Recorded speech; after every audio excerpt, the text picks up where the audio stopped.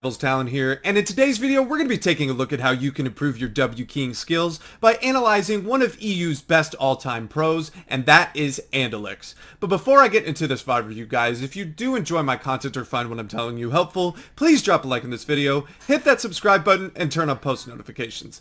Also, I recently just got my supporter creator code changed. If you would like to support me in that way, use code TALON.FN #ad. But without further ado, let's just jump right in.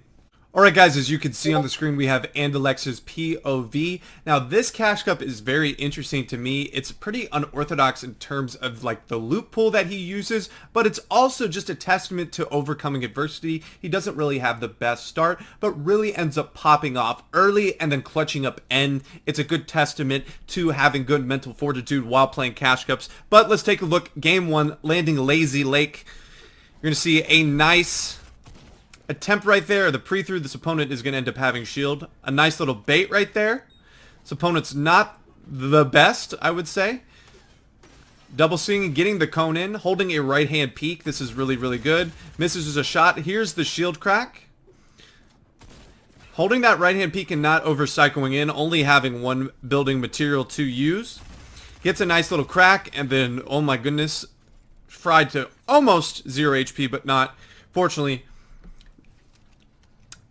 you have nothing to say there. Opponent is absolutely shambles, just chilling up on top. And we're still W keying off spawn. And Alex is not really going to, I would say, struggle in these first couple of games, but I'm sure not the type of games you would expect from a tier 1 pro. Early off, starting off, he really does pop off, I believe, in his third game. Beautiful Mongrel Classic right here. The mechanics here are really showing off. Good preemptive piece control. Baits him that way. Nice cone. Good right-hand peek too. Always kind of that move it back towards that right-hand peek. Let's just take a look. That whole sequence was very nice mechanically. There's a lot to learn from. Gas cans are your best friends with getting into boxes, especially in trios. But it's nice to see it in a solo setting as well. I believe I just hit the wrong thing. Excuse me. Let's just go back to where we were. Yeah, we'll go from here. We're going to go to half speed. We're going to move on to this next engagement. Apologize for misclicking right there. But he's going to build up, get some tags. Can we get it a little bit further? Okay, nice. Now, he notices that there's gas cans above here, and then this is going to allow him to get preemptive piece control, which is very critical. I don't know how he actually doesn't hit the gas can on those two shots, but the gas can, he jumps down and immediately goes. Now, the opponent builds a wall, but it gets broken out. He gets a Mongol Classic. Good crouch movement. Attempts to do a peanut butter peek. Doesn't get it. Cuts his opponent off this way. Then ducks back to the left, allowing him to take minimal damage. He gets a nice cone. And then you're going to see him, once he gets that shot, immediately ducking back to the left to get some sort of protection. Always going to a right-hand peek naturally. This is what allows him to be successful and take minimal damage in these fights. Going to this next engagement now. Box up, not the best look right here. Nice little crack. Nice crack right here. Now, something he could have done here, I think, is his mistake. Other than the fact that he missed a couple of shots, I feel like the thing he could have done, he did have a exit route, an exit strategy. He just actually didn't use it. After getting this crack, what ends up happening here, right, is you're going to see, I don't know why I didn't go to half speed. You see him edit that side right there, right? So he boxes up here. He doesn't have a lot of shield. He does have purple loot. Good read on the drop down and opponent psyching in. Good reset here.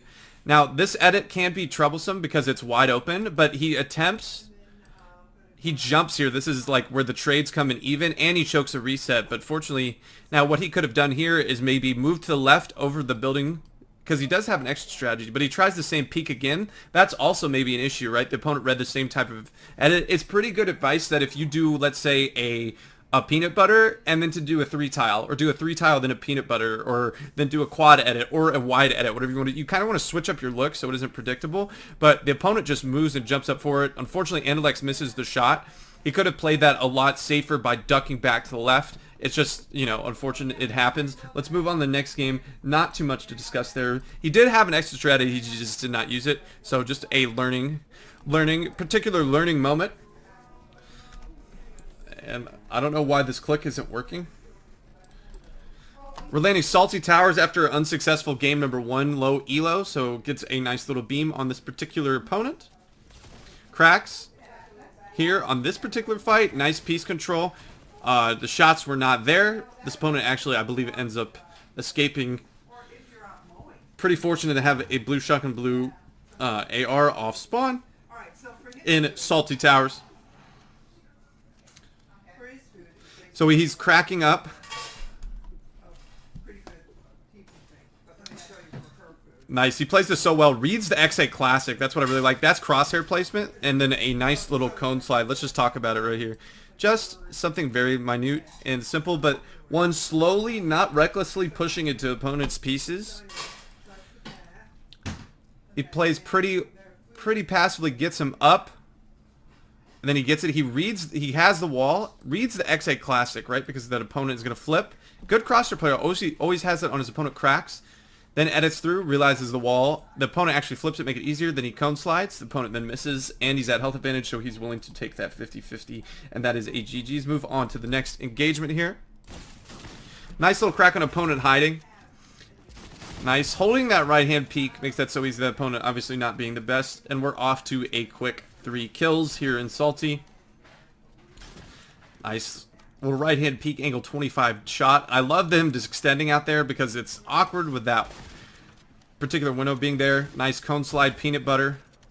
Now this is pretty dangerous. This is, again, always move it back to left. That's a big thing I see with Andilex. Always moving back to the left-hand peek. A little scuff mechanically here. Unfortunately, this causes him to take probably more damage than he wanted, but he's able to at least get the elimination. 4 kills.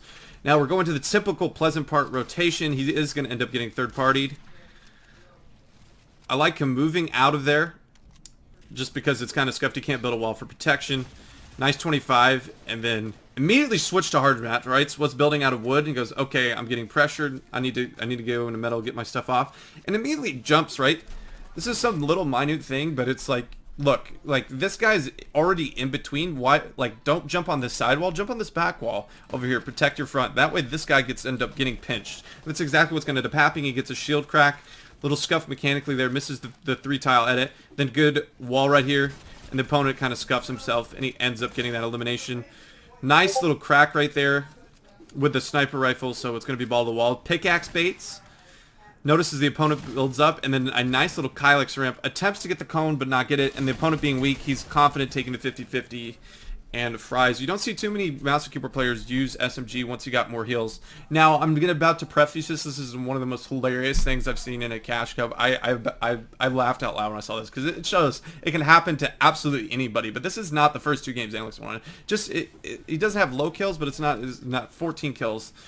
Just not getting any placements. But he ends up 0-pointing to Narnia, dying to fall damage. I literally burst out laughing. It was just so funny. It shows that it happens. So we're in game 3, low elo again, Salty Towers, and this is just, again, like I said, talking about that mental fortitude and staying with it in the Cash Cup, even if it doesn't seem like things are going your way. Now this fight is going to take a significant amount of time.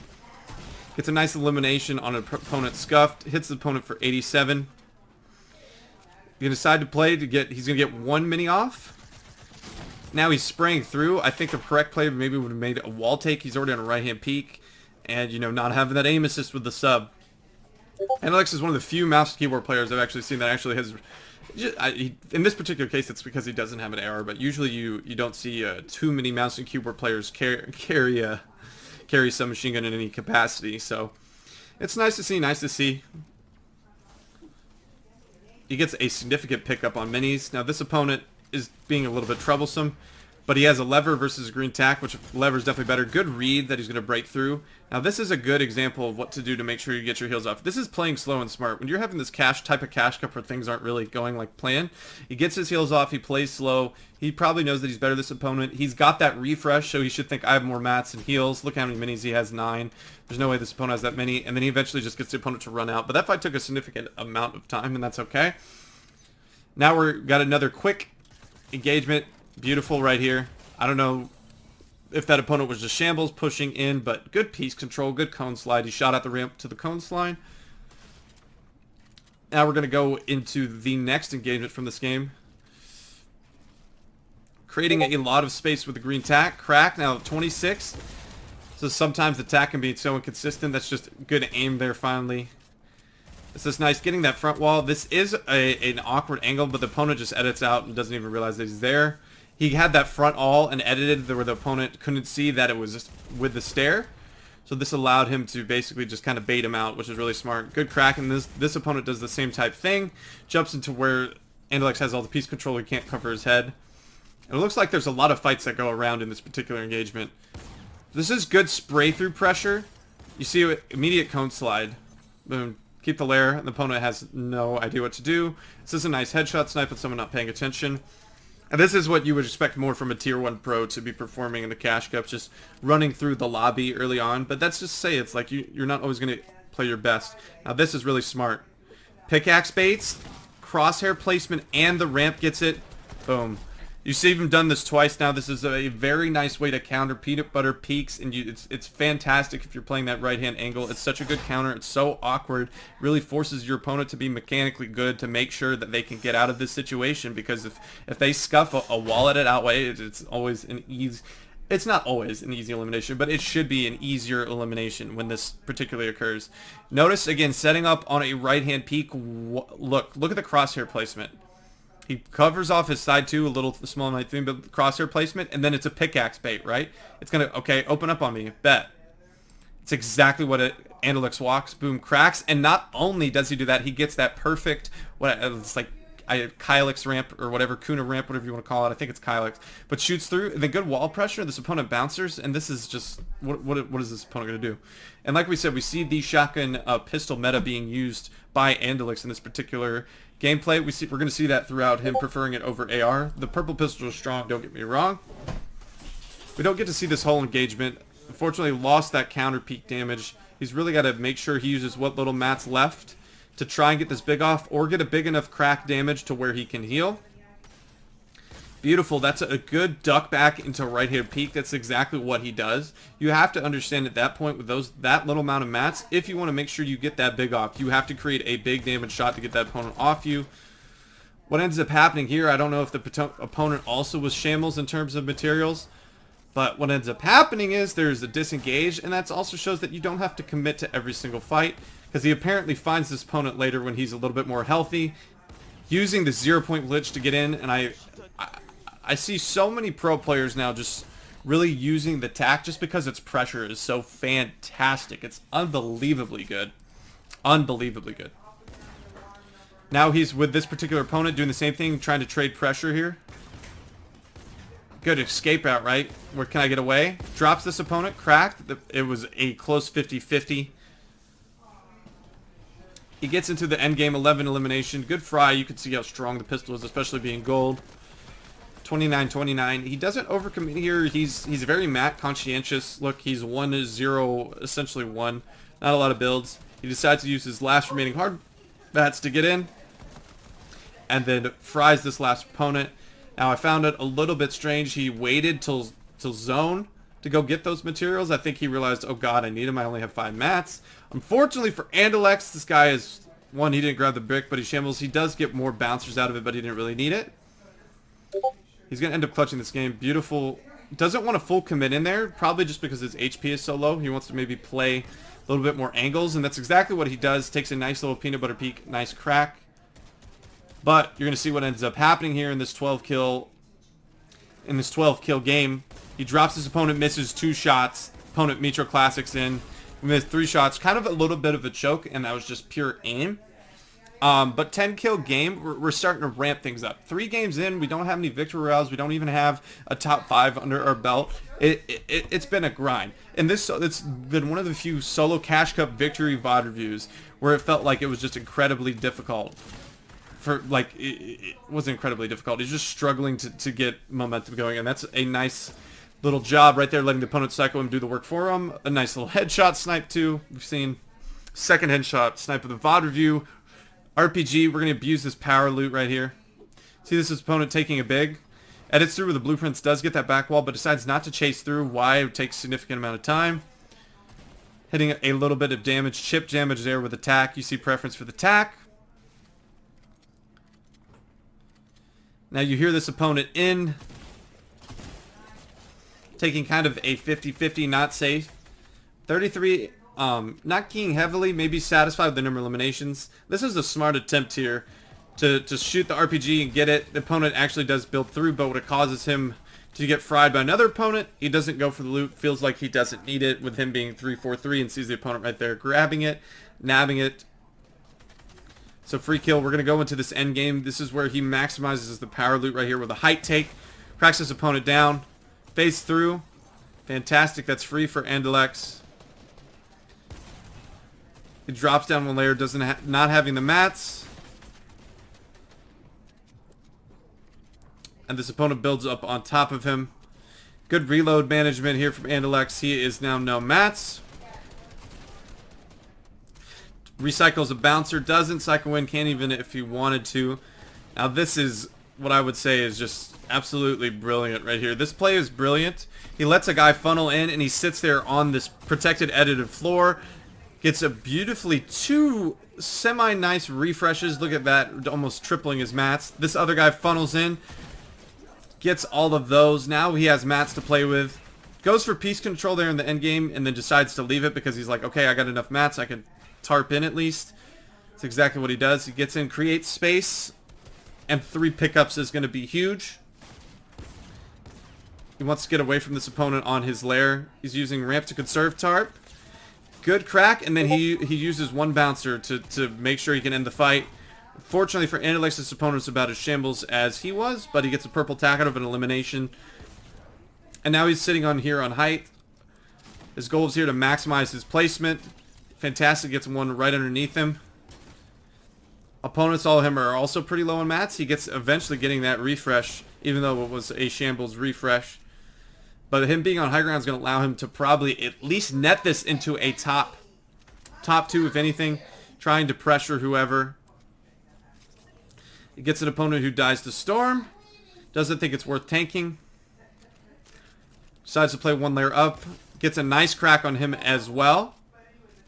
Using what little mats left. Boom, beautiful right-hand peek on that particular opponent. Gets a little bit of the mats what he can. Decides to go to zone. Opponent bouncers. Andilex follows. He decides to use what little mats to go down. And I think the reason why is because he can pressure knowing the opponent's in wood.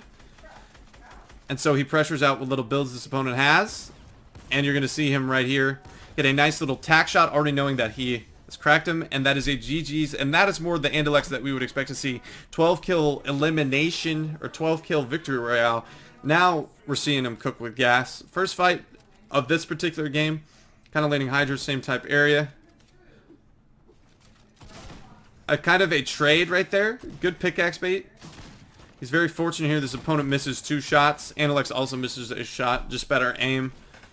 Now this is a good... You're going to see him get a kill on Toos right here. Professional player for Gambit. He kind of third parties this. He plays this incredibly well, but he actually gets pressured from Hydra with RPG loot. This is a good sequence of events of showing that you don't have to just commit into everything if you don't want to. He's good mats, but you hear... Now, I love this decision right here. So he builds a box on elevation Y so he can reset the floor and make sure he guarantees he's not going to get fried with RPG. He uses all his heals, so he plays very passively kind of box fights. With a charge, he plays at angles.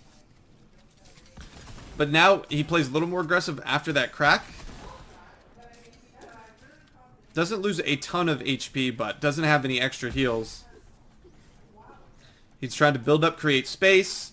He's going to end up walking out of here without 0 eliminations, but also not dying, which is the most important part. He hears the RPG come in, tries to cycle in there, and realizes he doesn't have the ammunition, so what does he do? He backs off. And I believe he's just going to eventually let these 2 players fight. And Andilex has made the smart decision to disengage. He has no extra shield. He already has 2 eliminations, and it shows him at an end game with... You see the preference for tack. Gets cracked a ton there. Decides to drop down a layer, get away from that opponent. I think that's definitely the right decision with how hard he was cracked. And this is stack lobby now. We're in surge lobbies right here. It's a very good layer. A lot of clear space to work with. It's a couple of tags. Tries to pressure this opponent, but this opponent smartly gets off that layer. You don't want any congestion. You don't want anyone that can possibly just box fight you in the middle of a rotation. He's kind of waiting, patiently planning out his rotates because he doesn't have a lot of materials. Space through, tries to get it in. He gets essentially a refresh, right? Just it's not his elimination, but it's his refresh. He gets some more wood. He gets a bouncer to play with.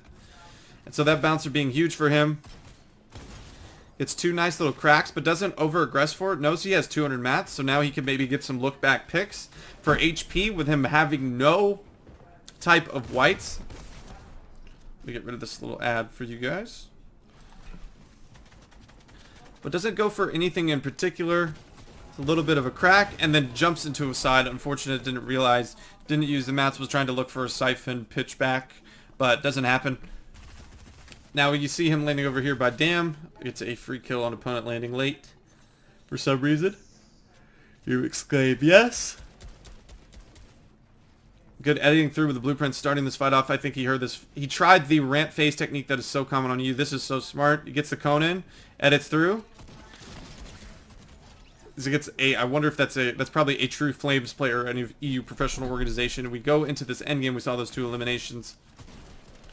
Beautiful cone slide, preemptive piece control here, and then of course he's going to push that with no mats, and the chop through ends up working in a scuff flare, and he gets a refresh of over 300 plus metal.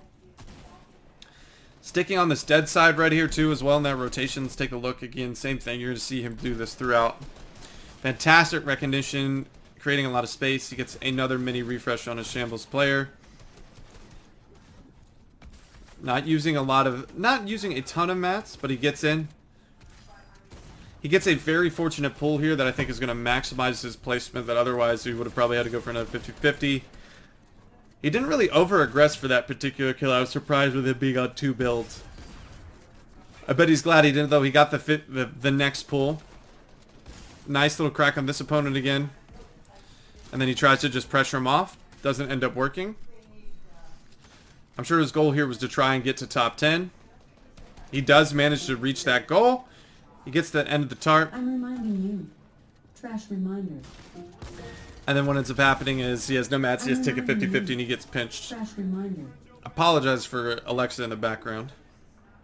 Now this is 200 IQ Big Brain. He's fortunate enough to get the RPG right here, and he breaks into this old tarp on this opponent that's overextending mats, not closed anything behind him. This is extremely dangerous, but it's really good with a RPG. Cracks, 1 tap, free elimination.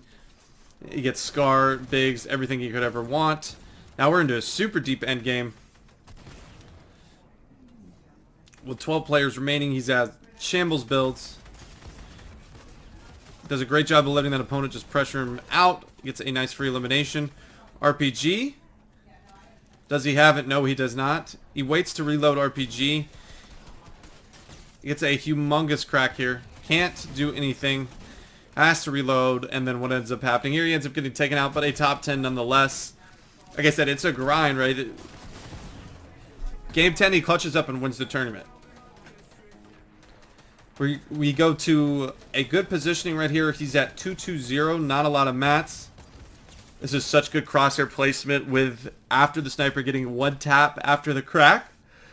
It gets a free elimination point siphon that he apparently did need, only being at 129. He has some bouncers. Now this is just fortunate and clutch factor. He sees this opponent going for shield. Hits it for 25, doesn't overcommit. Using the RPG power loop, fantastic. Gets it. This opponent jumps in here as well. Tack, green tack being inconsistent with damage. He gets 1, and he gets a god zone pull. Now this opponent could have done anything. That wall was already edited. And I was watching this originally and I said, okay, Andilex is getting a top 5 here no matter what. I didn't know if he won the game or not. But here's why. 1, he's so far ahead of zone. He has so much congestion. Look at his mats. 4-2-1. So he's going to have no problem. And he gets to play a bunch of old tarps. He saves a ridiculous amount of materials. So he ends up playing ultimate low.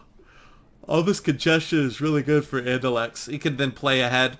He doesn't even need to look for picks. He can kind of just tarp ahead continuously. Get a mini off, reload all of his RPG, his shotgun.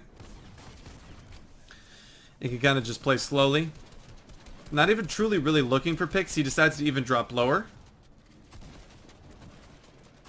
It felt like lowest would help with his... And he creates a lot of space right here. He gets another good zone. Does a good job of, right here, realizing this opponent's healing. That's good timing on the Mitro Classic. Boom, he gets a nice pickup onto Scram, who had a good amount of mats. So another refresh in him in endgame. Double through. Does it again, same thing, cone slide. Crack, crack. Ends, gets purple tack. Another refresh. And this is just God movement. As he jumps back to the left, very, very fortunate. But again, him playing this low layer so well, using all this congestion to his advantage was fantastic to really take in just how to play all this congestion, controlled, smooth, when to go up a simple layer of elevation, when not to. He preemptively blocks that front half and immediately gets to it and goes, okay, I'm going to pop a mini. He has a little bit of mass. It continued to drop lower and lower. He feels like it's going to get him away from whatever congestion. Here's an opponent. Die to Storm. And then he waits to use the power loot. Get away from all this congestion, right? Don't blow yourself up with a rocket. He gives what little mats he has to give him some cone protection. And then he drops. Opponent on high ground. Gets dropped for 30. This gives him a health advantage on everyone. He's the only one in zone. And then it's a 50-50 on opponent healing. RPG. And I love the decision. Why switch the air in that situation, right? Why switch the air in that situation? Well, he's at further range. And, you know, if you got God Tyrium, you get a headshot. That he just one-taps him. And boom, the opponent's... That RPG just saved him. And it's a good use of power loot. And a good job of perseverance. Like I said, overall, the things that really impressed me with Andilex was perseverance. 3 games not really having... I mean, he had, I would say, a good third game. I definitely don't think that he thought games 1 and 2 were good, especially up to his particular standards. Game 3, unfortunately, dying to ball damage, I'm sure, was not something that, you know, that would definitely challenge your mental. So what I really appreciated was him sticking to his game and just ended up dominating the later, a couple of games, and really came up clutch in that last game.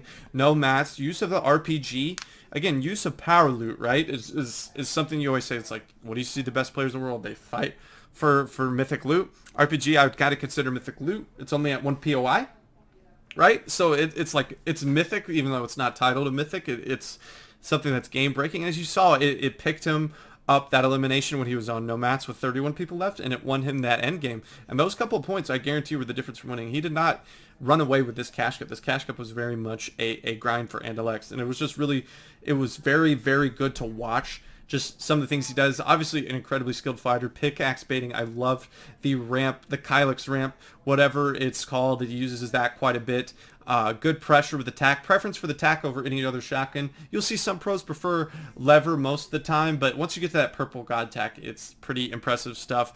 Overall, from Andilex, I felt like this was, in terms of like hungry, I want to win a cash cup, you know, just not, it felt like it was just a grind through. Watching it, was like he wasn't struggling with support. It's just, it didn't come as easy as some of the other, you know, Day, who's won by 30 points, or Clicks, who won like with a lot of victory royales. It was just kind of popping off from the beginning. It just felt like more of a challenge throughout for Andilex. But I hope you guys did enjoy today's VOD review. If you did, please drop a like on this video, hit that subscribe button, and I hope I'll be seeing you in the next one. Peace.